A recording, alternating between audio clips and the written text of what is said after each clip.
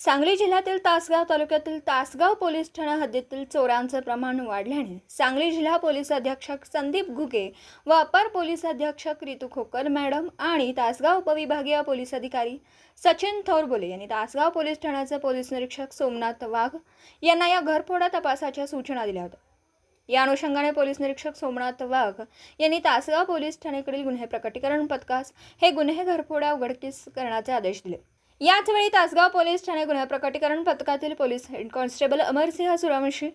Police head constable Vivek Yadav यांना तासगाव तालुक्यात patrolling करत असताना गोपनीय बातमीदारामार्फत सदर तासगाव तालुक्यातील घरफोडी करणारा चोरटा तासगाव तालुक्यात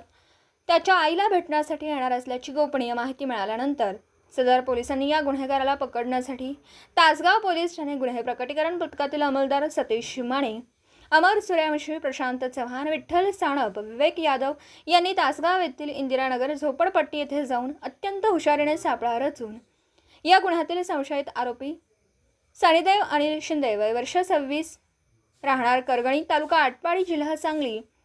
सध्या राहणार वाठार बुद्रुक तालुका फलटण जिल्हा सातारा याने आरोपी नामे जितेंद्र दगडू काळे व रोहित पवार यांच्यासोबत सन 2023 साली एकूण 16 घरफोडीचे गुन्हे केल्याचं कबूल या पथकास सदर आरोपीस विश्वासात घेऊन विचारलं असता सदर रोहित पवार यांच्यासोबत मिळून परांगदा मुदतीत आणखीन 6 घरफोडीचे गुन्हे कबूल दिल्याने त्याच्याकडील घरफोडीच्या गुन्ह्यात चोरी केलेला माल पैकी सोन्याचे दागिने एकूण 75 ग्रॅम वजनाचे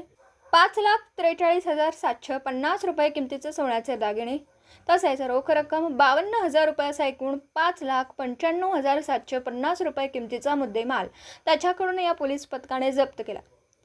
तसेच तासगाव पोलीस ठाण्याचे पोलीस उपनिरीक्षक अविनाश घोरपडे सह पोलीस नायक सुहास कुबीकर व police constable Yogesh Jadhav Tasgaon police Thane तसेच कॅप्टन गुंडेवाडे, विजय पाटणकर, सायबर पोलीस जिल्हा सांगली यांनी वरील अधिकारी व अंमलदार यांनी प्रशंसनीय व उत्कृष्ट दमदार कामगिरी केली। जेरबंद केलेल्या आरोपीकडून जवळपास 16 गुन्हे उघडकीस करण्यास पथकाला यश आलं।